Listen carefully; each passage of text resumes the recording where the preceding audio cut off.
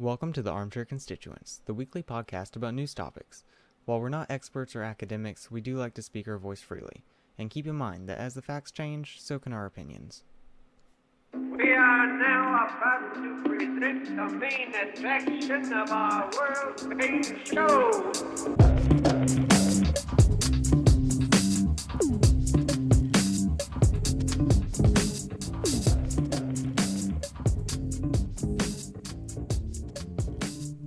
All right, welcome. This is episode 16 of the Armchair Constituents, recorded on Monday, July 31st. A day late. We're less late than we were last week, right? So But it's important that we were this day late because had a nice little update roll in like an hour before we jumped on. Let's not give it away too soon. That's like a good 45 minutes to an hour into the show. Let's let it build. Let the suspense build. Maybe they didn't read the news. Maybe this is their news. I hope not. Please don't let this be your news. Yeah, good God, if this is your news, you should. Go find a better source. All right, so we actually have updates this week, which we need to try to get through quick because I got to get to work. So it doesn't pay the bills. So Friday, North Korea launched another missile. This one, the Pentagon's classifying as an ICBM. The missile flew for 45 minutes, about 2,300 miles. They're saying this one could at least hit Los Angeles and could possibly, depending on if they put it in a standard trajectory, could hit Chicago or even New York. Kim is saying basically the whole U.S. mainland is within North Korea's reach now. There still is no guidance. Without the capability to put a nuclear warhead on it at this time. That's the thing that I don't know that they don't. Nobody can confirm whether or not they do have the capability or not. I mean, you'd hope not. The biggest thing is they have no capability to really guide it effectively because there's no satellites. It's essentially they just aim it and kind of hope it hits near the mark. They're slingshotting. Yeah, I mean, at this point, it doesn't matter. They can aim for at least the coast of California, and that's not something. I mean, it doesn't matter where it hits. It's something like that could be devastating. I was running just for a brief second the headline through my head of President Trump declares war, and it's very disconcerting. Well, I mean, you have Russia came out and said that they don't think this was an ICBM. They said it's a medium-range ballistic missile just for the sake of saying that somebody else was contradictory. China has condemned the test. Basically, it asked them, and I quote, "Stop taking actions that would escalate the tensions. Please stop." But that's the best they can do is tell them to stop. So it seems to me like we've said before for months, this is coming to a point. It's going to take some kind of military action to stop it. I don't really think any kind of diplomacy is really going to end this. South Korea is expressing their ironclad commitment to the U.S. alliance. They either Friday or Saturday did a live missile test. They did something. They tested the THAAD missiles as well, shooting down. I don't know. They were shooting down targets, dummy missiles, maybe. Yeah, because I had heard that we did some initial tests with them, and it only shot down like 5 out of 20. That was not very satisfying, but maybe it's gotten better. That was a couple months back that we had done this. Yeah, this was more recent. It seemed to me that it sounded like it was successful. It was mainly just a show of power. It was just a bunch of dick measuring. Yeah, great. You can shoot that off, and we can shoot that down. Yeah. So. Anyway, let's go to the Philippines next. It feels nice to get somewhere out of the United States, even if it is to talk about this. I know it's it's just the context of how shitty other parts of the world are. I'm like, this is refreshing. Don't trust me. We're pretty shitty too. There's no, but okay. So there was a raid Sunday morning, in I don't know how to say this. Ozamiz. The mayor of this city or province in the Philippines, police arrived to issue a warrant of arrest. They claimed that his guards opened fire. They returned fire. And in the process of this little this feud, this firefight, the mayor and his wife and 10 others were killed. The mayor's camp claims there were no shots fired from their side, that the police just opened fire. The police chief, Jason de Guzman, claims that drugs, guns, and money were seized from the address. This is the third mayor since Duterte named 160 officials last August, and it puts his grand total of murders since starting his war on the drug trade at 7,000. So keep that in mind. I mean, if you read the reports, it sounds very much like they were just drug kingpins, but there's something fishy going on over there. Yeah, there's, you know how, we talk about knee-jerk reactions to who you support and who you don't support, and immediately like, oh man, I bet that wasn't true. I bet that guy was totally clean, and then I rethink about that, and I'm like, I bet they are, none of them are clean by any stretch of the imagination. None of them are clean, but whether or not you want, because I mean, he still had guards, like a lot of guards, well armed. I mean, there's reports of grenades being used by both sides, so. Yeah, there was something. When I say something fishy, it's the whole place stinks. But I mean, I don't have any problem believing that this police department just came in and opened fire. I also don't have any problem believing that they took drugs and guns from the address either. So, I don't know.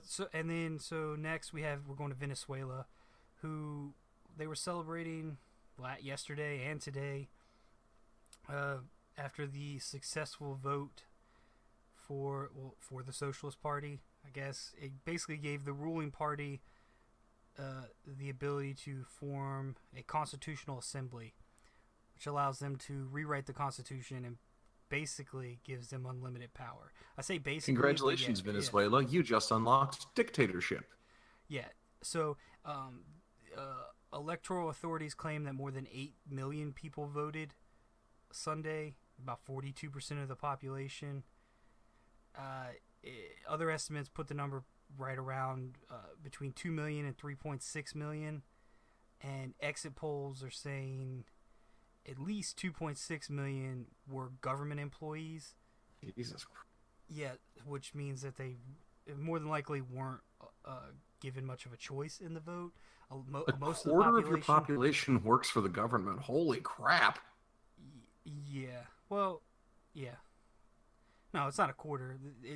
8 million is 42% of the population. 20% roughly? I don't know. Yeah. But yeah, I mean the big thing is they're essentially a dictatorship. Like they can rewrite the Constitution do they see fit, when they see fit too. I don't think there's anything. Maduro was celebrating on TV Saturday before the vote. He made it clear that when this vote is over, when he succeeds, he fully plans to rewrite the charter and to rule without limitation. He also stated that the opposition already has its prison cells waiting. So there's that. Yeah, I think that maybe this is just a necessary phase that Venezuela has to go through. And he'll probably be a very honest leader. Definitely. What I read, I had a few articles I read. They listed countries that basically supported this or congratulated them. It listed like the big ones. I don't really care, but it's Argentina, Canada, Colombia, Mexico, Panama, Paraguay, Spain, Britain, and the United States said they won't recognize this vote.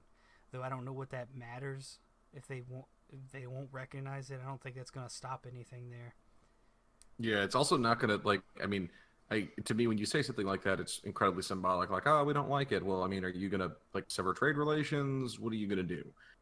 Are you going to, stop actions that the Constituent Assembly takes? It doesn't, I get that you obviously have to say something. It's big, it's controversial, but... Right, Venezuela wasn't struggling before now. They were struggling before now, but they weren't struggling because of sanctions or anything from these other countries. I don't know the actual trade relationships between these countries or what was happening before now.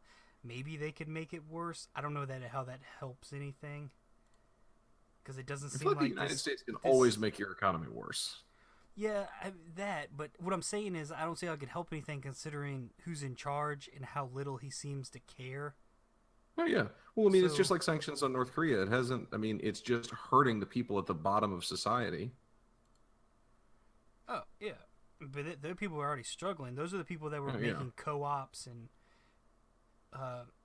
they're learning to live. The thing is, like, he's going around and attacking a lot of these people. So there's that. And also the big thing is the healthcare issues over there where they can't get healthcare or medicine because they've learned how to feed themselves. And I sound callous there because I'm sure there's still a lot of people that are very hungry, but they have built those co-ops and started to do stuff on their own. That's like I'm trying to find like a little piece, like a silver lining here. Yeah. But there is. I mean, there there are is the certain things that medical- you have the capability to do without a huge amount of training, but unfortunately, medical care isn't one of those Yeah, things. they can't And get. they're- They can't I get the mean, like medicine we- that they need to survive. In Yeah, almost and like we had every talked sense of about the word. before, I mean, they're having a major problem with that in Colombia. A lot of Venezuelans are going into Colombia to seek medical care, and they're having basically a refugee crisis. And that means it's going to overwhelm Colombia. Colombia's already talked about requiring passports because apparently, I didn't know Latin America is not like the EU. You can sometimes just wander around from country to country willy-nilly. And yeah. Well, all right. Well, that was our international segments for this week. The last update moves us back to the United States, and we'll stay there for the rest of the show. Apparently, Oh, good. Nice to one be of these home again days, on the one of dollar. these days, there's going to be a slow enough week where we can talk about something else. For instance, maybe next week. I posted that article about the Kenyan election official being tortured and killed. You should look Yeah. into that. That would be Yeah, I've been something that- the whole weekend. I've been like my friends just had a kid, so we've been like helping them prep. So like Jeff's sending me articles, and I'm like, I'll get to that. Well, Well, I just posted it today, but we haven't even touched on the Kenyan elections that are coming up. But yeah, that was a little behind the scenes. You're welcome. So the healthcare vote this week, where we talked about it last week. McCain coming back to vote basically so that they could debate. I don't know what the debate was, but they put forth the vote to just repeal the Affordable Health Care Act, which failed when John McCain went up and voted with Republican senators. What was it, Sullivan and Murkowski? Voted with them. yeah, because Effectively- Murkowski's Maine and Murkowski's Alaska, and yeah, and Sullivan's Maine. Murkowski is Alaska, yeah. Yeah, But yeah, so he voted with them, shocking a lot of people, and keeping it from being a 50-50 vote and allowing Pence to be the tiebreaker, which killed that, which sent Trump on a tirade on Twitter talking about we should switch to 51 votes, even though that didn't matter in this case. He wanted to change that. We're going to talk about it later, but he's also talking about just ending payments to insurers for the rest of the year and next. They have until August 16th to decide on whether or not if they're going to pay next year's subsidy budget. I don't really know how that works. So it's something that I chit-chatted about with my friends over the course of the weekend. What do you think of McCain's vote? I mean, because they were very much a lot of my friends were really upset at him for voting the way he did. Part of me thinks it was a very much a political vote. It's like, you know what? I mean, he got a ton of flack coming back. I mean, we talked about it last week. I don't think Assholes ever. I don't know that it was because of that. I just don't think he supports. Because I've heard people say that he does support repeal, but I don't, and I think he does. I don't think he supports repeal without anything. Without something put to in his replace foot. it. Yeah, he wants to replace Obamacare completely. He is completely for that, but he's not just going to rid the system of what we currently have in place just to get a win. And that's all this is. This is just to get a win. They are so desperate for a win, and I tweeted about this. They're so desperate for a win, they are more than willing to just leave people high and dry so that they can go on and have another get-together on the White House lawn and boast about how great they are. That's all they want, and it's a joke. I think you're right. I believe that John McCain really does want to repeal, but I think that John McCain is also smart enough to be able to read the political winds and say, yeah, we're at a point now where people want a degree of government involvement by and large. I mean, the debate between Cenk Uygur and Ben Shapiro, I think it's like 70-some% of people support Medicare for all and things like that, or Medicare for all. And I think that he is smart enough to be able to go, look, if we repeal, the conservative elements of society and conservative members of the legislative branch may support it because they can say, oh, well, it's a step in the right direction. It's not everything we want, but it's a step in the right direction, and nothing will actually be done about it. So, I mean, it may have been, it may have been as cynical part of me says, it's like, oh, it's just all political and he's trying to save face, or he does have a bit of forethought in there. Well, I mean, he is experienced. We don't even have to guess that much. He got up in front of the Senate when he returned and spoke to bipartisan legislation on the matter of health care. That he said he would not vote on this bill how it currently stood, and that the two parties should get together and write a piece of legislation that they can both agree on.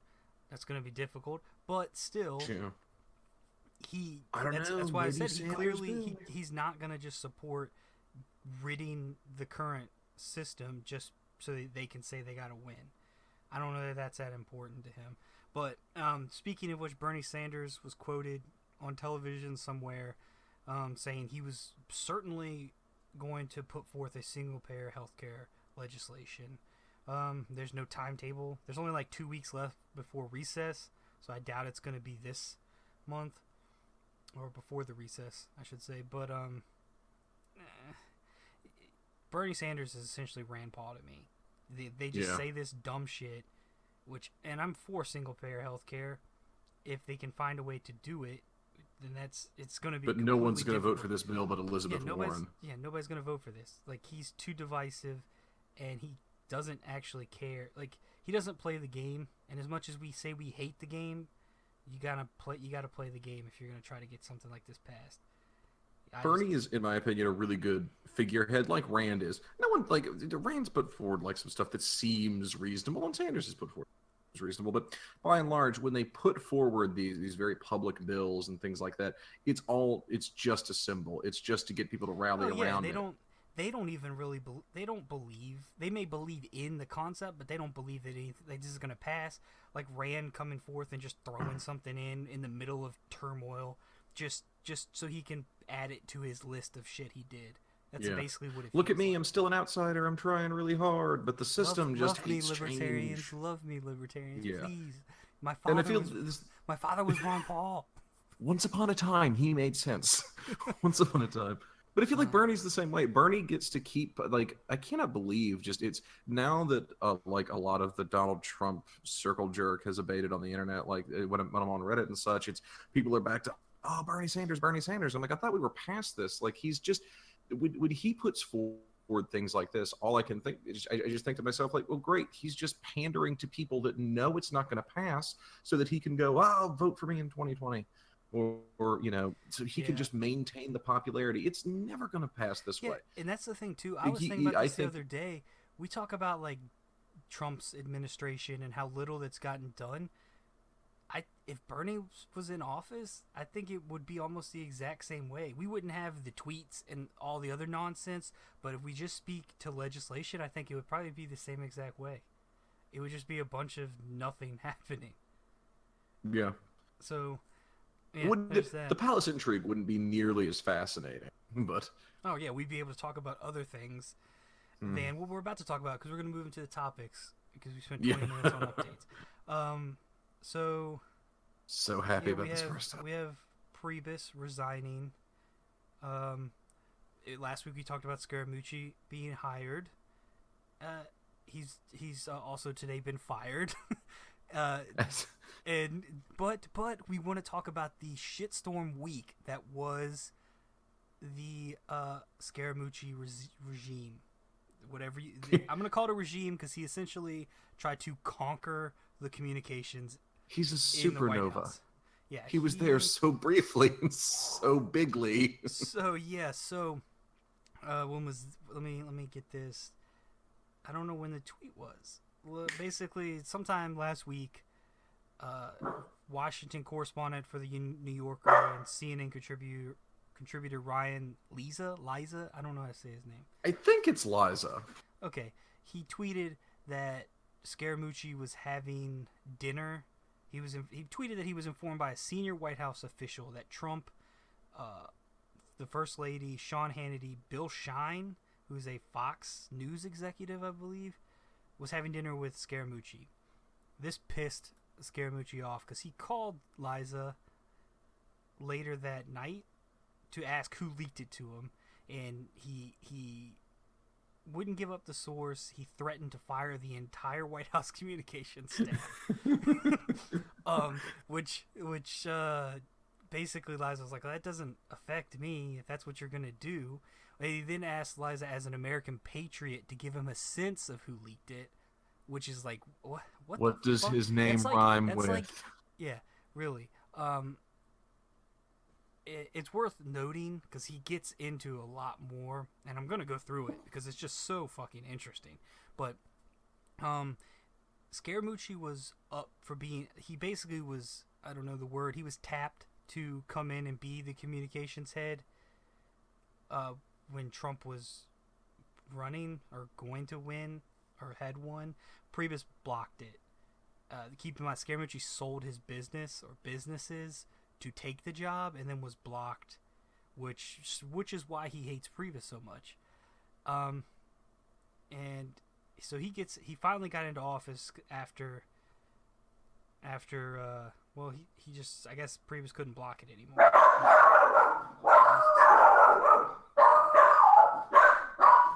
That's my dogs.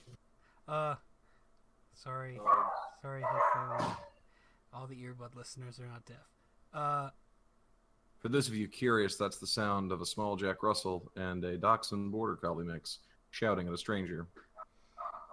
So yeah, Scaramucci, he's got an obsession with leaks and a fierce loyalty, which he used. His fierce loyalty to Trump. I'm like stumbling over the amount of shit that happened in this conversation. But I mean, he called out Michael It's so Short. impressive. He called out Michael Short, which led to him resigning.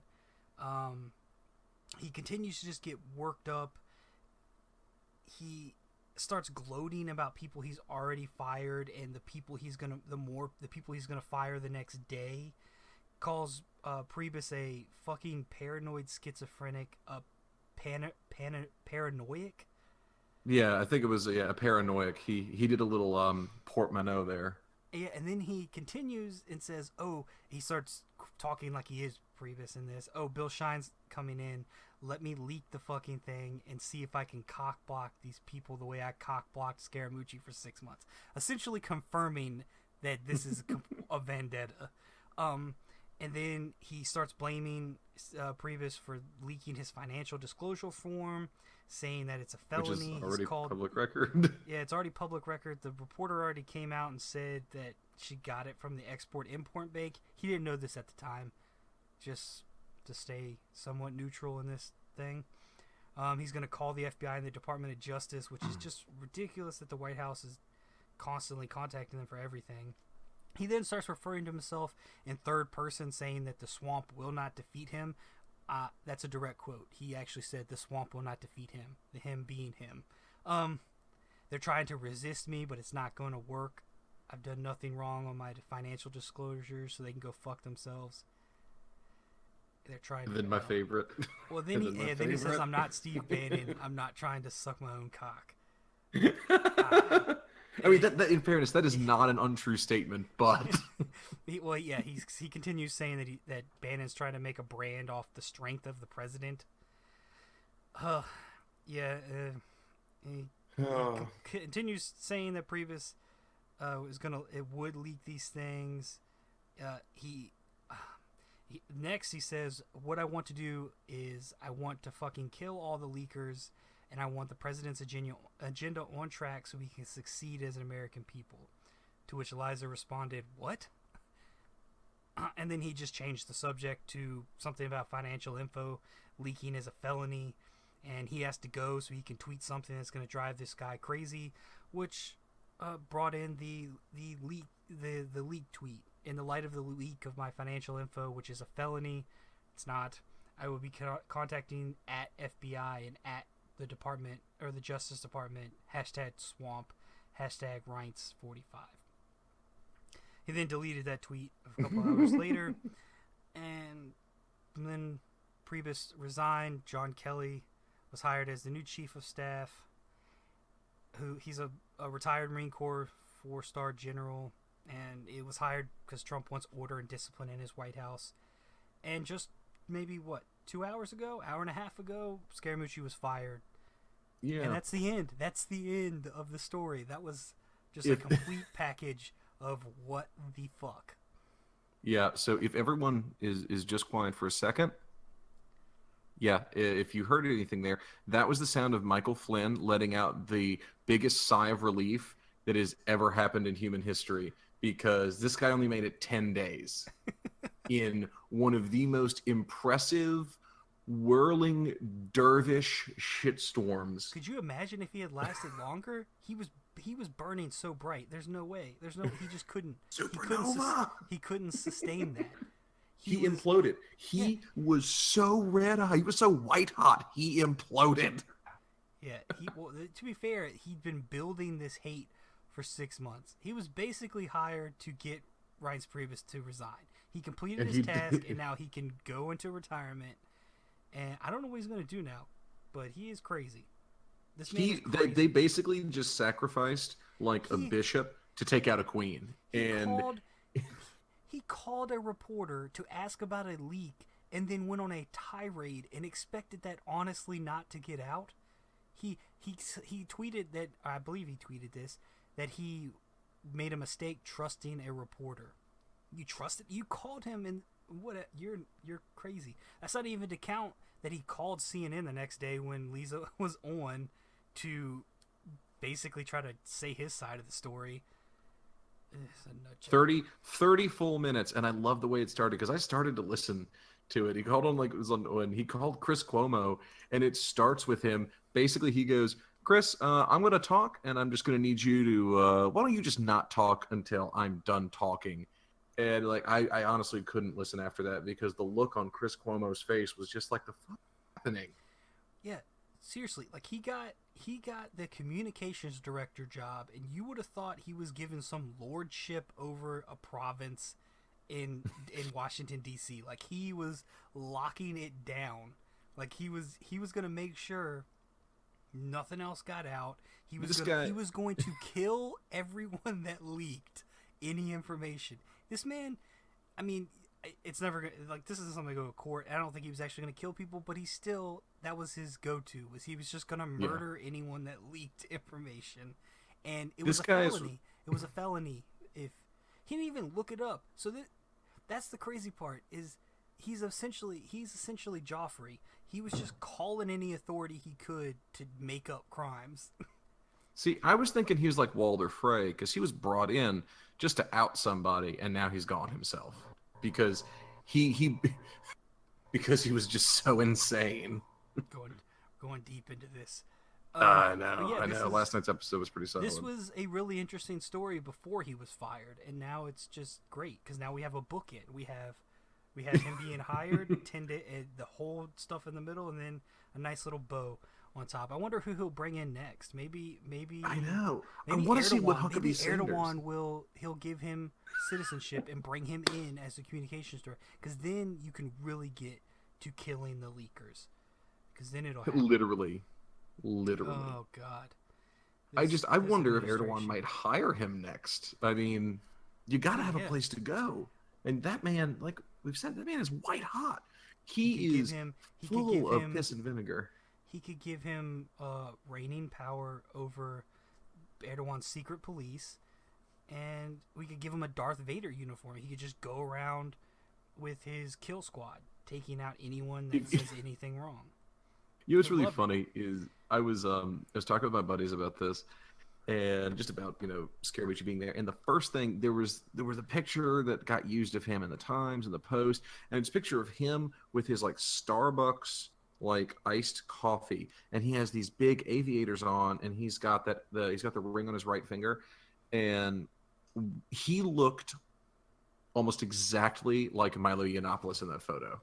And all I could imagine every time he spoke was, I was like, God damn it, Milo just got a job as the communications director. And then I was like, no, he like, you remember like when the whole tweet storm first happened with with the article that was written on CNN, and Thomas Frank and those two other guys stepped down. Like, he tweeted back and he was like, hey, mistakes happen, don't worry. And I was like, man, this guy might be level-headed.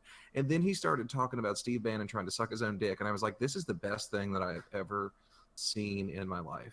And part of me doesn't want it to end. He said that Bannon was trying to build his brand off the strength of the president. That is ridiculous.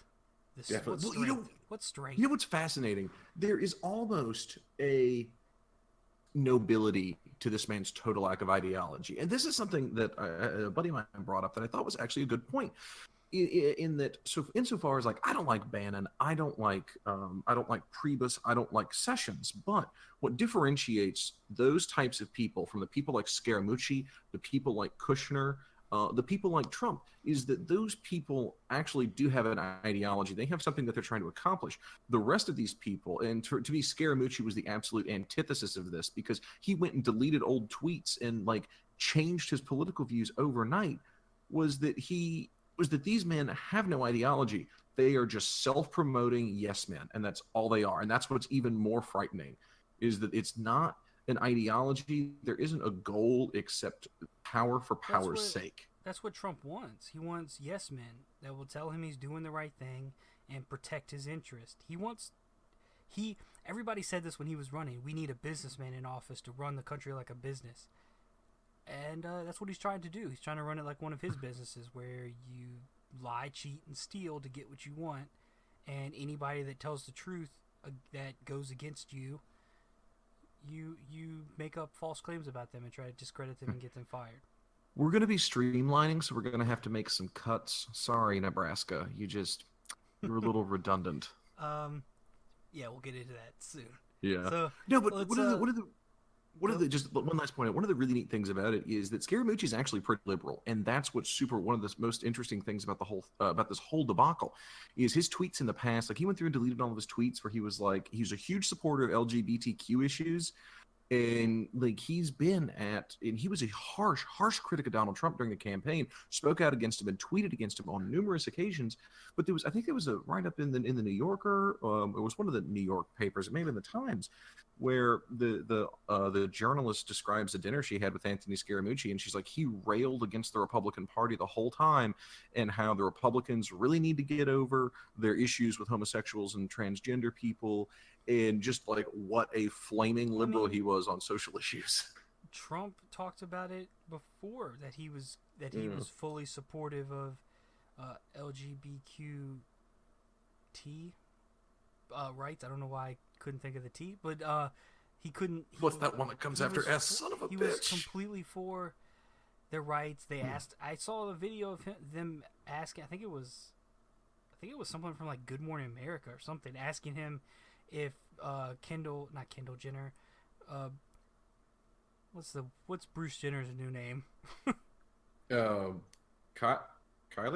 No. Kylie's his daughter. Caitlyn Stark. Yeah, Caitlyn. Caitlyn Jenner.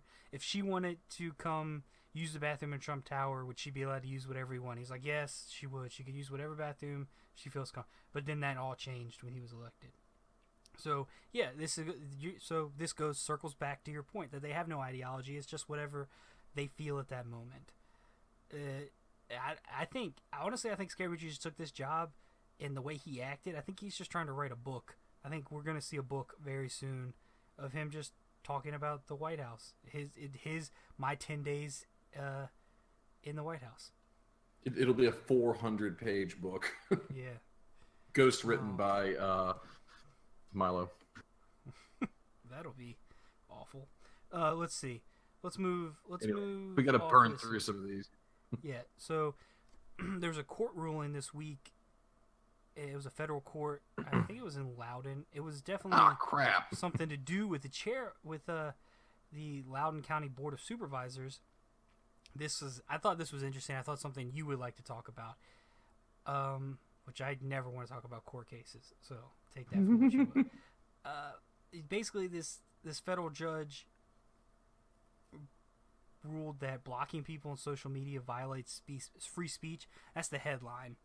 So we'll get into it. But Brian Davison, a citizen of Loudoun County, sued chairwoman, what's her name? Phyllis Randall. Phyllis Randall. Yeah, I of just the found Loudoun County Board of Supervisors, who temporarily banned him for 12 hours from her Facebook page after he posted criticism of local officials last year. The judge that ruled on this was James Caceres? Cacheris. I don't know how to say it, but he found that Davison's First Amendment was violated by blocking him from leaving comment. This was her personal account, but she was using it in a public capacity to solicit comments from constituents, which is why he ruled in this way. He also said that his ruling doesn't prohibit officials from moderation of comments to protect against harassment, and he didn't give any penalty to the chairwoman. He just basically said you can't block people from leaving comments on your public page, meaning if the page you use as a public figure. Yeah. She just so happened to be using her personal page as her page where she presents herself as a chairwoman of the Board of Supervisors. Yeah, one of the neat things about this Jeff and I both had to talk about this and sort through it, because some of the language that they use, especially when they're talking about personal and professional, is kind of confusing, because I know that when I first read this, I took it as, Phyllis has her own personal Facebook page, and then she was just like, oh, how would, my personal friends feel about this? But that's not the case. It's like literally her public profile that she didn't make a public figure page that you can like. Which, now that I think about it, this actually isn't an unprecedented case, because police departments have been sued on these grounds on numerous occasions for having formal Facebook pages, and people will come in and they'll say, hey, your officer did this, or hey, have you thought about that? And they'll go in and they'll have their comments deleted. Police departments have been sued on several occasions for doing stuff like this.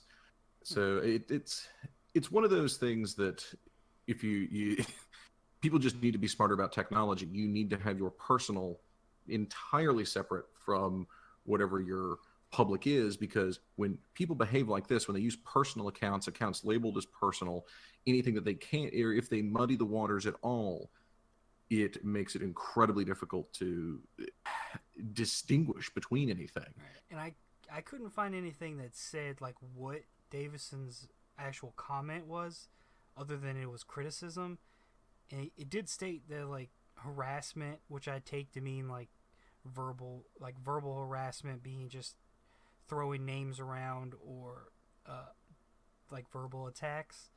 It seems like he just had a criticism and she didn't feel like listening to it, so she just blocked him. Which, I mean, it's her personal page, but at the same time, yeah, it's not that hard to make a page that people would just like and comment on. It's not difficult at all. I'm reading the decision now, and I found it on law.justia.com, and it says, plaintiff is a resident of Loudoun County who takes, quote, an interest in the rules of ethics for public officials, end quote. He filed a suit against Loudoun County Board of Supervisors and its individual members, apparently more than potentially just her, after the board allegedly ratified a subordinate decision to delete his comments from the board's official Facebook page. So this goes slightly beyond that as well. So the board also had their own individual Facebook page that deleted his comments from it. That's interesting. Yeah, because I was reading on, I think it was Vox that reported on it. Just commented on his lawsuit against the chairwoman for comments on her particular page. So maybe he went to her page and made a criticism about the entire board after having his comments deleted, and then which begs to question, did she just delete his comments, and that's why he went to the chairwoman? Who knows? We'll see if this goes further. The article I read does mention that these kind of cases are coming up more frequently with politicians as more and more politicians join social media.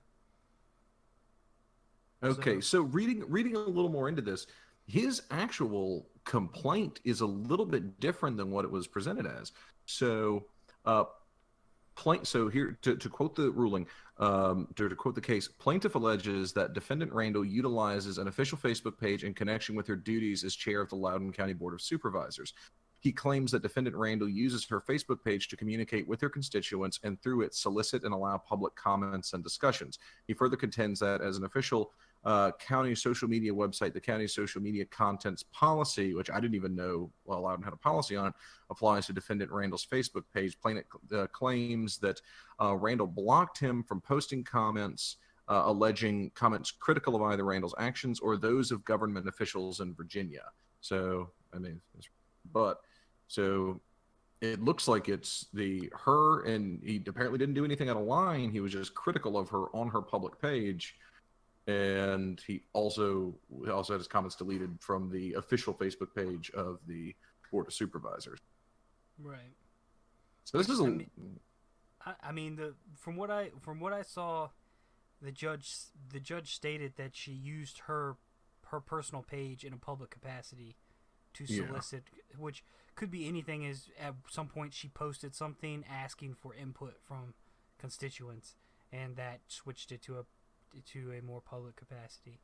Yeah, and it looks like even beyond that, it looks like one of her actual main source of communication, and it falls within Loudoun's guidelines. So I mean, it seems like it's just the judge is going by the rules that Loudoun already has in place.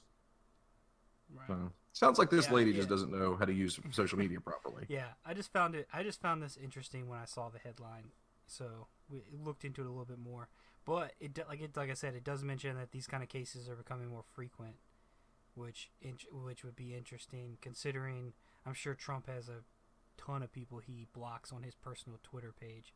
But considering he almost exclusively tweets about legislation and whatever he is feeling or thinking on his official Twitter page and not the POTUS page, I don't think. Yeah. I'd be interested to know what they're going to do with that. He may be protected from that just because of clauses within the Constitution that say the president can't be prosecuted during his time in office, or things that he may have done that he needed to do that were potentially legal to protect him. Because it could just be like this, where she wasn't given a penalty either. Basically, just said she can't block people.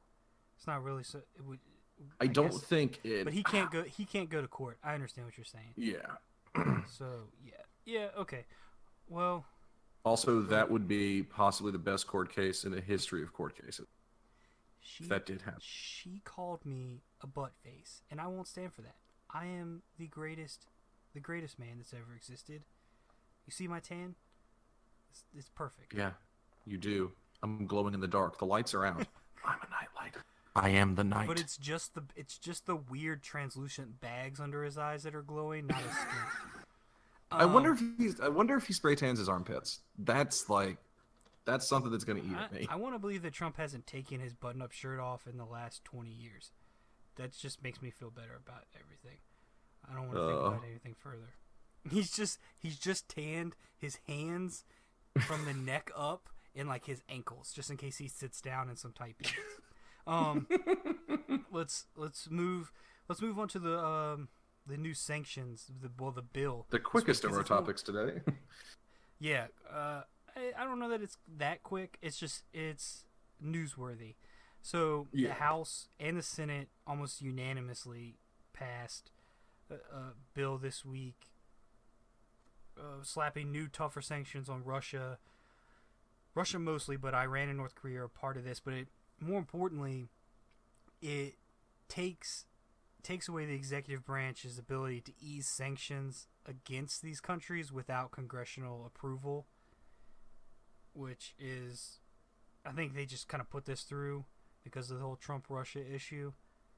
But I think it's worthwhile. In retaliation to this, Putin has said that 755 of the 1,000 U.S. diplomats and support staff must stop their activity in the Russian Federation. It's not kicking them out of the country. A lot of that support staff are Russian nationals, so they wouldn't be deported anyway. The big thing here is these sanctions affect companies and businesses' ability to work with like Russian exports, which is oil and natural gas, which brings up, we've talked about before, the Nord Stream 2, which is going from Russia to Germany under the Baltic, I believe. But the EU is kind of up in arms, mostly the western parts of it, I believe. Germany, most of all. They're filing. Well, they haven't filed a complaint. They said they could file a complaint with the World Trade Organization, but that would require all 28 of the EU members, and most of the Eastern and Central European members aren't supporting this dependency on Russian gas and oil anyway. So I'm not sure what's going to come of this, but this is kind of what makes it newsworthy, because there's the Nord Stream 2, but then there's 8 other projects that they're working in the energy sector with Russia that is going to cost the EU a lot of money if they try to just ignore these sanctions. I mean, it's difficult because, I mean, obviously Gazprom and the reliance on natural gas being the biggest factor of that is that Russia can provide such cheap natural gas. You're right, it's going to cost them a ton of money to try to get that gas from somewhere else. These projects are already underway, and essentially, if they follow through, like, basically they have to recognize these sanctions, or they can try to ignore them. I'm not sure how it all works. They'd have to file a complaint with the World Trade Organization. I see that, but it's going to cost them money one way or the other. If they continue to work with Russia, it's going to cost them money, or they're going to lose a lot of money because these Gazprom has European investors, so these sanctions directly hit these investors because they're working with a Russian company. Yeah. So, and also, I wonder, I mean, will these, like, hypothetically, if you do business that, ends up, your funds go through a Russian bank, or you use a Russian intermediary, I mean, there could be just also the fringe damages to business in Europe as well. That's what they're claiming. There's a lot of nuance to it, but they're claiming. I mean, wait, are you saying that world trade is complicated, Jeff? It's very complicated, and I am not that smart. So, yeah, it's I mean, they said these sanctions are tougher, which means, I mean, anything to do with you're working with a Russian industry, yeah, these sanctions are going to hit you. I Googled to try to find something. I went into Google. I was like, please tell me what is word for word in these sanctions. I could not find that shit anywhere. This is the most I could find in my limited capacity. I'm sure there's. Look, I checked into Google and there wasn't anything there. Yeah, Google was like, "We got nothing for you, bro. Just say something. Just say whatever you can think of." Have you tried asking Jeeves? Oh God, is that website still up? I'm literally gonna go check that right now. But yeah, so that's why we said it's the shortest topic. It's mostly just a report on what's going on. I think the biggest thing from this. I think the biggest thing from this is they're essentially tying Trump's hands so he can't go back and try to ease these sanctions on Russia later. At least not without congressional approval, which I'd be interested to see as well, because, I mean, you're going to have a lot of these big powers in the EU up in arms over the fact that they're losing all this money now because the United States just tried to clamp down on Russia. Just preemptively. It's also kind of hard to say it, though, when you only had 5 members out of the entire Congress vote against this. And you almost never see that. So, but let's move into the last topic, the big topic, which was Trump's tweet banning transgender people from the military. This was essentially a 3-part. It wasn't even essentially. This was a PSA. That's what it was. It was essentially a PSA. That's how it read. It almost came off like a joke, but it was a 3-part tweet claiming that the military couldn't be held under the burden of the medical costs of transgender people, so they were banned from the military. That's basically it. There was a study started in June. They put a freeze on accepting any new transgender recruits in June to do a study on the medical cost of these troops and whether or not, like, the effect on troop readiness. Yeah. That that study isn't supposed to be done until December. So Trump just decided, and he claims he met with military officials, yet Mattis was on vacation, was told one day before Trump tweeted it out that he was going to do this. The rest of the officials, I mean, I'm talking like the chiefs of staff, nobody knew anything. There is no executive order. The man just tweeted out this. And I mean, nothing's happened from it. Yeah, I mean, well, they said nothing is going to happen until, basically Matt gives his say-so, or till the Joint Chiefs say something. I mean, he would have to put out Twitter an executive order saying exactly what it is that needs to be done. I mean, there's anywhere between 2,000 and 15,000 active duty transgender soldiers. Yeah. Are we just going to discharge that many people? One of the things that really bothers me, and maybe it's a hair-splitting point, is a failure of definitions. And maybe this is something that just I shouldn't expect Donald Trump to know, but there is a distinction between transgender and someone undergoing gender transition, if I'm not mistaken. And chatted about this with a couple of people who know transgender issues better than I do.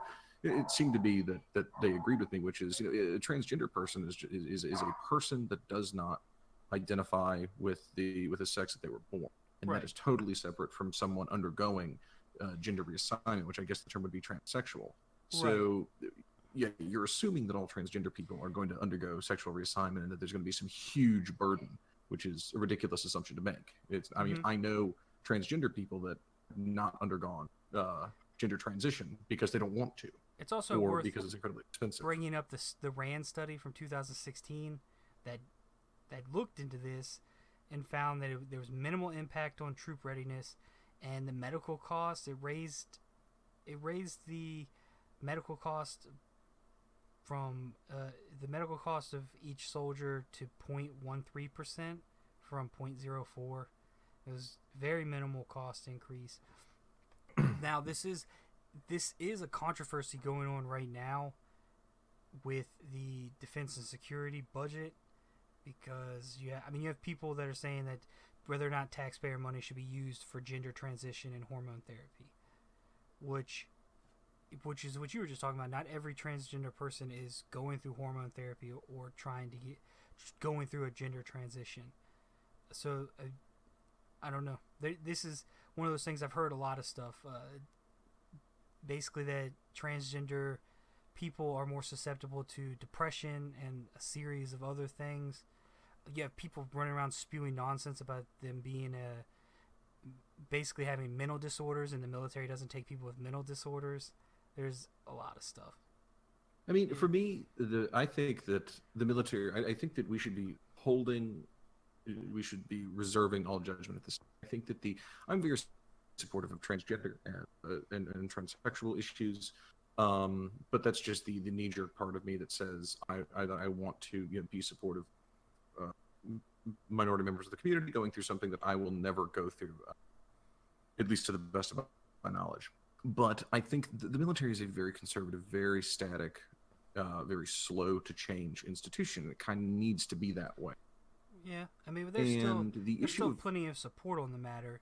I guess the biggest thing at this point would be using taxpayer funds for this hormone therapy, and if they are doing gender transition, I don't know, and it may sound really insensitive, but I don't think that they should.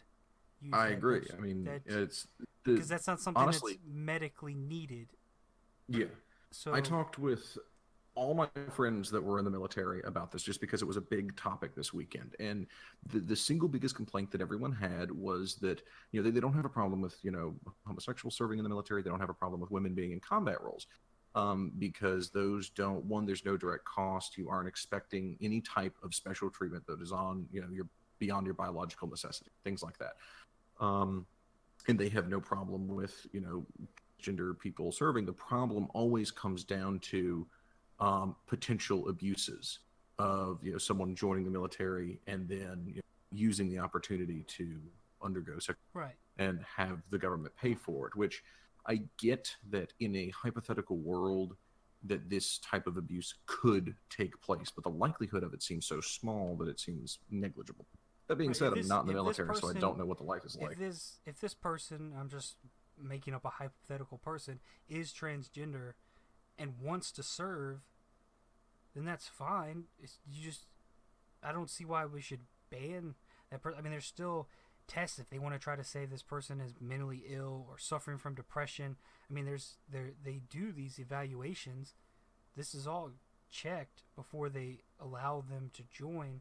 But yeah, taxpayer money shouldn't be used for that. That's I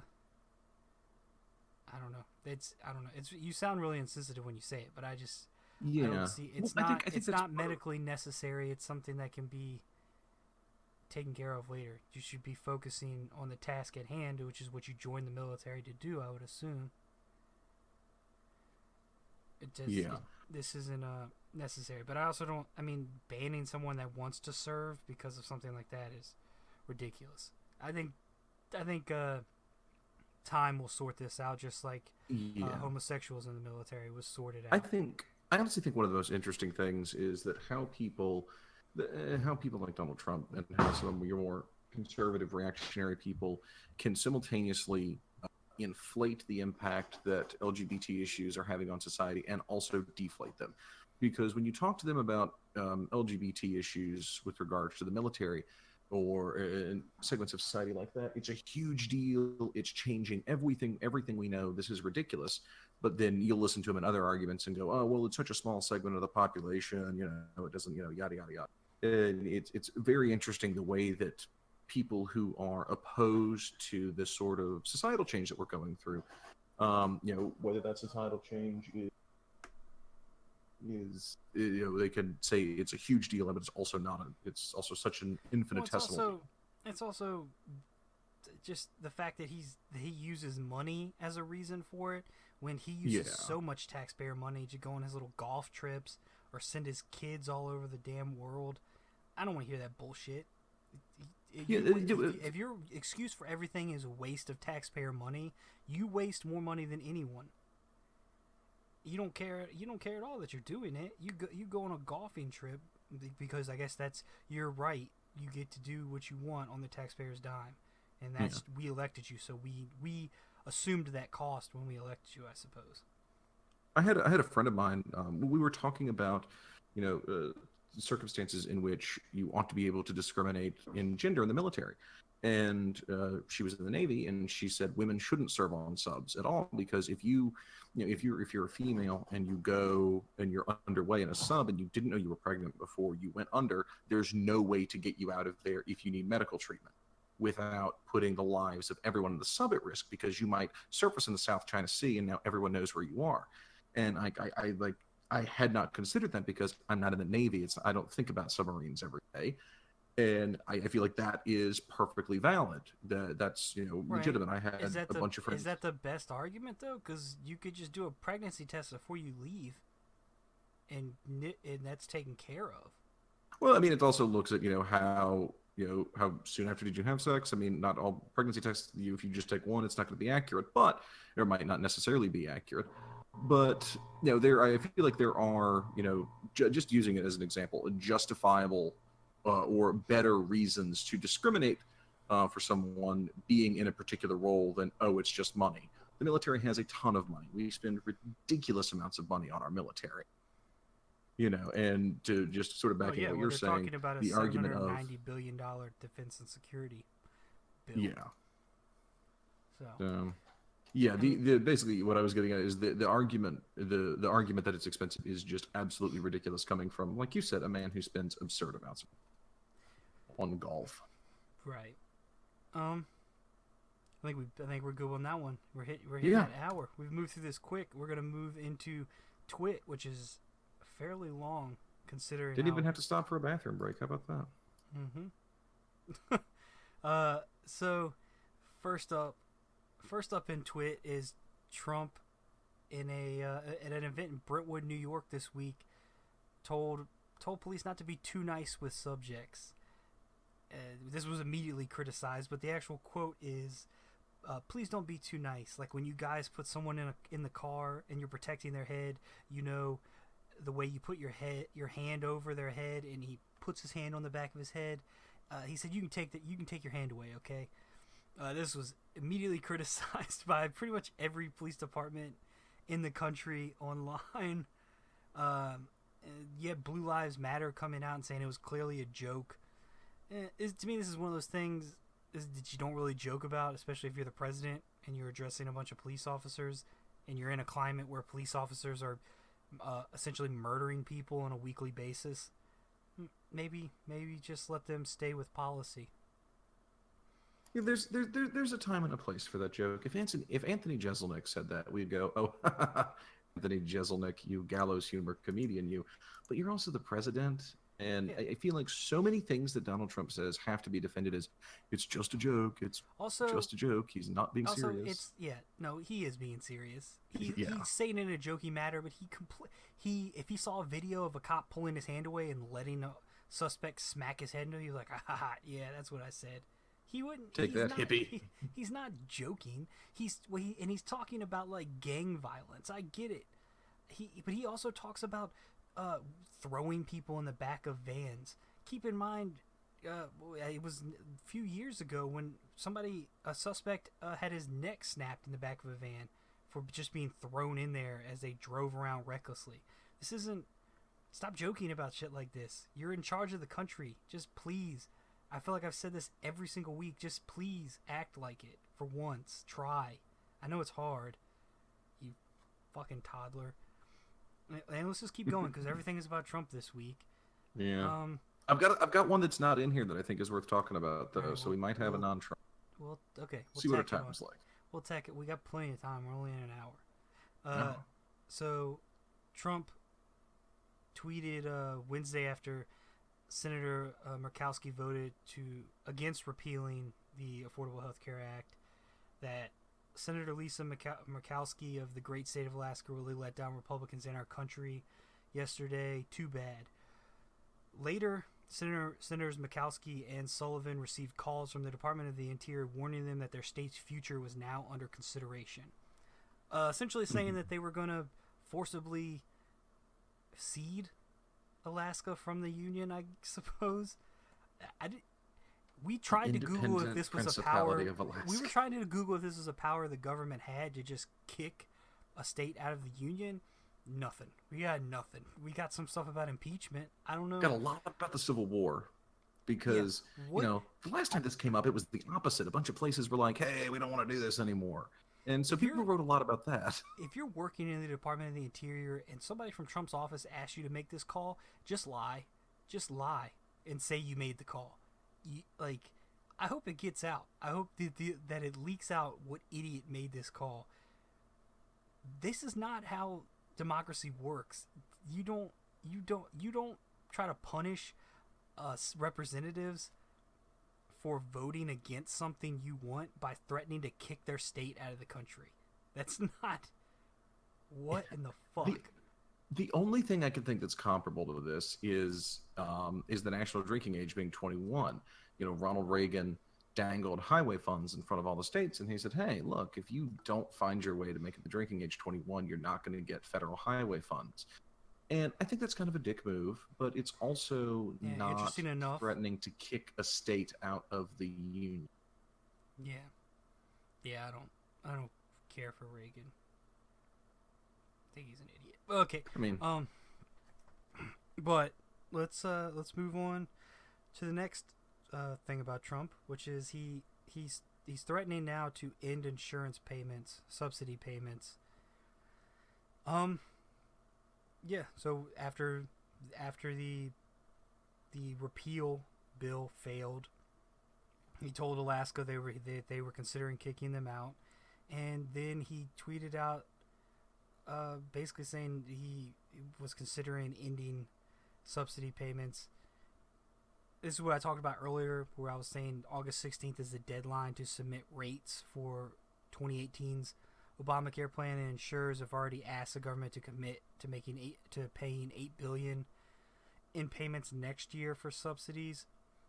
Trump could cut off, because they pay monthly, he could cut off the subsidy payments as early as September, which would result in premiums going up 20% next year to make up for the loss for the rest of this year. And this is all an effort to weaken the ACA and force Congress, the House and Senate, into finding new legislation, essentially. Some Grover Cleveland bullshit. Yeah. He's starting to do this before, but at this point I think he's getting desperate enough to actually do it. Yeah, it's such a frustrating tactic. Like I'm not a fan of the Affordable Care Act. When I search the amendment, it is the worst part of both worlds. Ben Shapiro made a point at Politicon that you can have healthcare that's good, cheap, or accessible. You can't have one that's all three. And he's like, with the Affordable Care Act, it's given us accessible. It's not any better, and it's not any cheaper. I think that's a fair criticism. But the tactic that the conservatives have gone about using, which is, oh, we don't like this program, it's not working, so let's stop funding it, and then we'll bitch more that it's not working. It's like the No Child Left Behind of healthcare policy. Well, yeah, no duh, it's not going to do as well if you don't fund it. Oh, yeah, I mean, I don't know.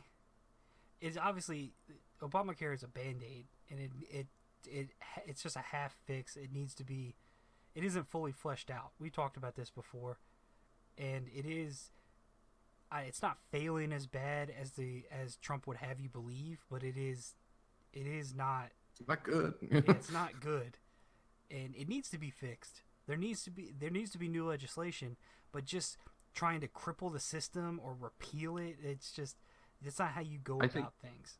Yeah, I think that this is not the president's role. The president is not supposed to be constantly trying to force everything down his throat. I mean, you go back to Obama's term in office, like when he was trying to force things through with executive orders, he was constantly getting shit for it by Trump and everyone else. But now that Trump's in office, it's shoes on the other foot, which is expected. It's how it always is. But he can just try to weasel his way. This isn't a business deal. Someone needs to sit him down and explain that to him.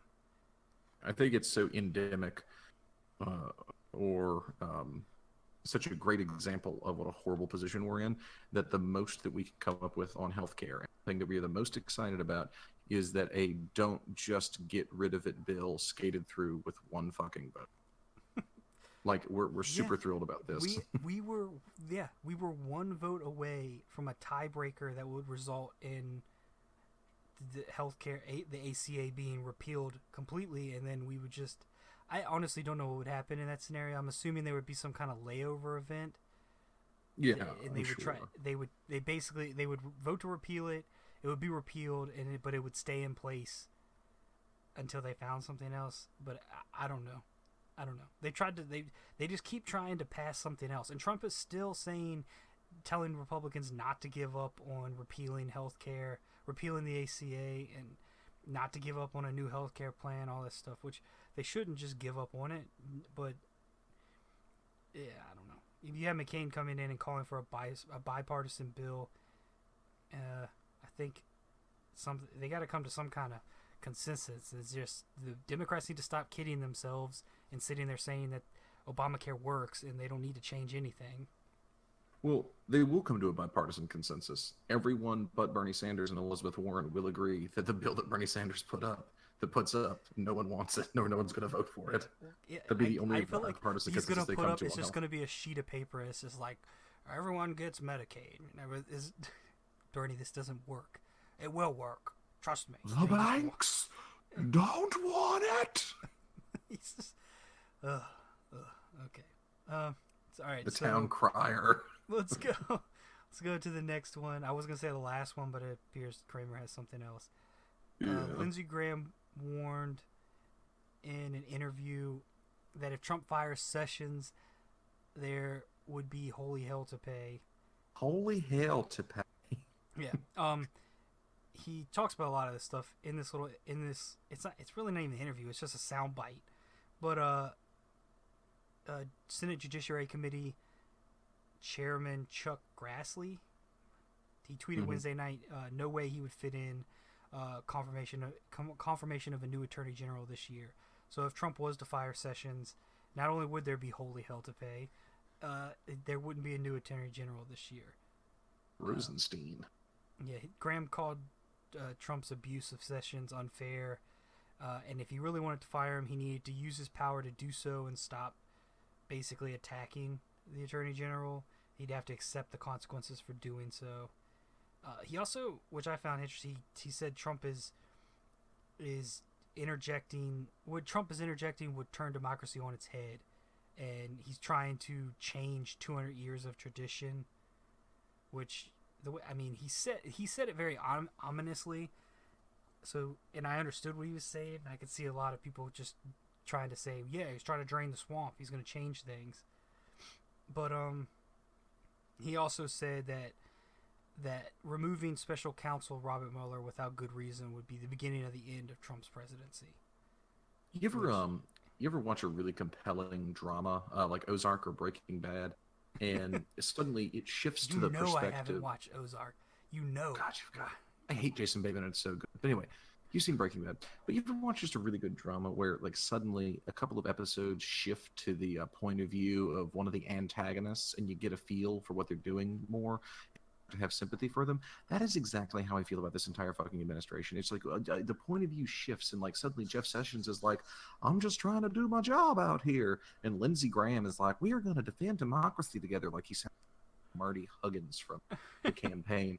And like now I'm all of a sudden like, yeah, that seems cool. I like these people. And I'm like, no, they're still bad people. It's just they're slightly less bad. Let's not get this confused at all. Sessions is still a garbage person who is pushing mandatory minimum sentencing. He's trying to expand civil forfeiture. This is still the man that said heroin is only slightly worse than marijuana. He is a crackpot and a joke, and I'd be all for him getting fired if it wasn't for the fact that we'd have no attorney general and Trump would just go hire somebody that would do his bidding, and that's not how this shit is supposed to work. Best case scenario is he fires Robert Mueller and we can move into impeachment hearings. Worst, but there's also the worst ending to that is that Pence would more than likely be the president. Great. Just like with all franchises, the sequel's way fucking worse.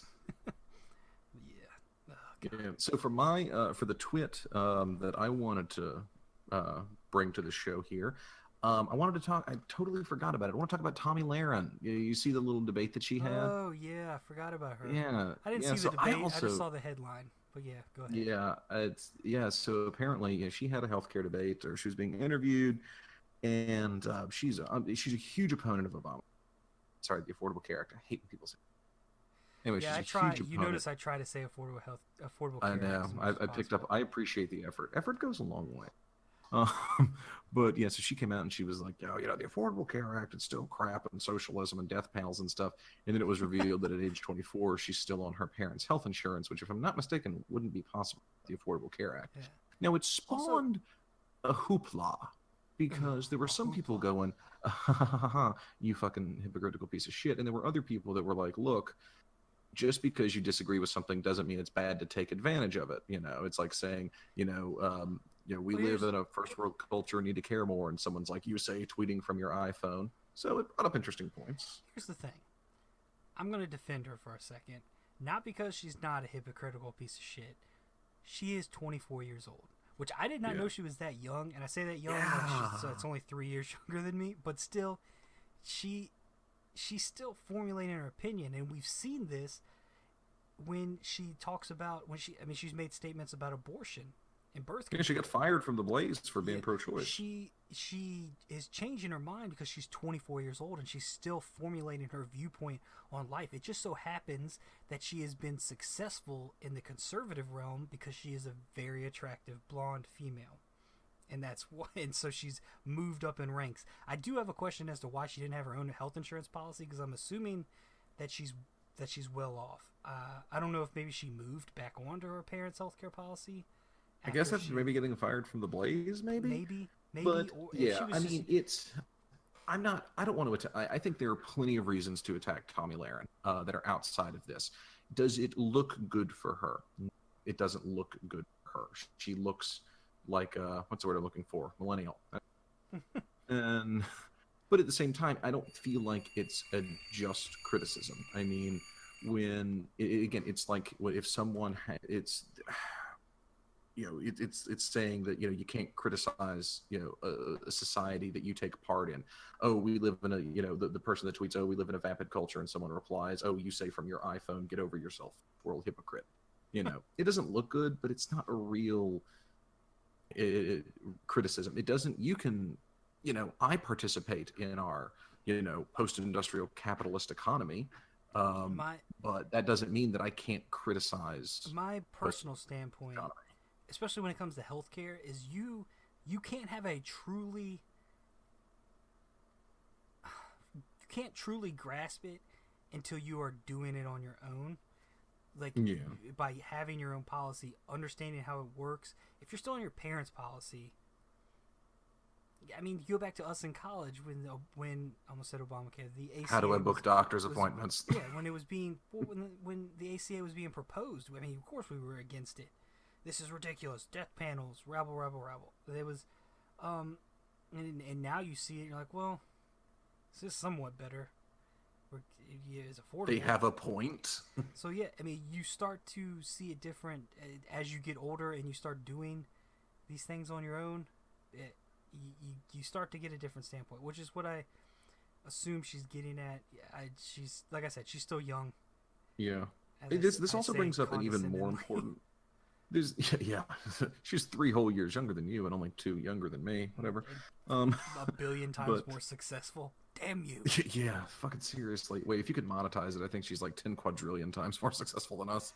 I think we might actually lose money on this. I'd like to continue going after this episode, so let's not crush me too far. So support us. But please. No, but it does bring up a good point of we have given a 24-year-old more or less an unregulated platform, except when it comes to a straight up murder.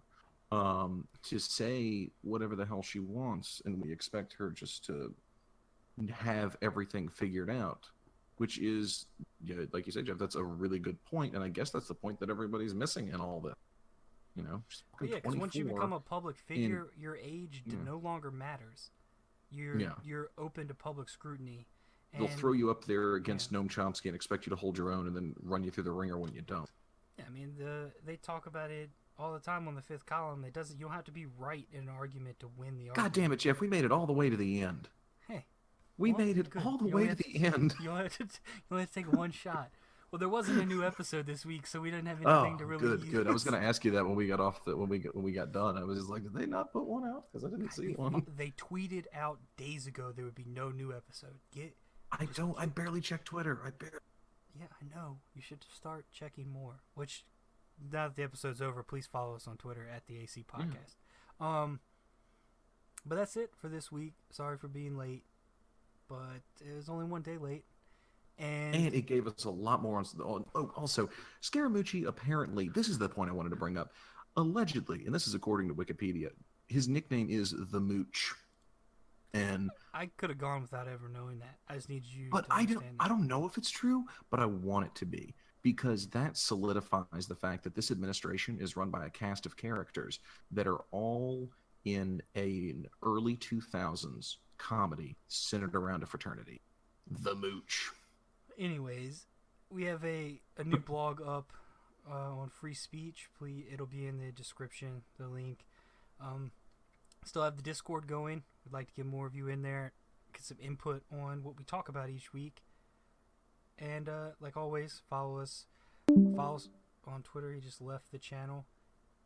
Oh, there he is. I think that's all. Yeah, follow us on YouTube. You can get it there. You can subscribe on iTunes and Google Play. And we will talk to you all hopefully next Sunday. Hopefully no more issues come up. These are my fault, and I fully own them. Bye.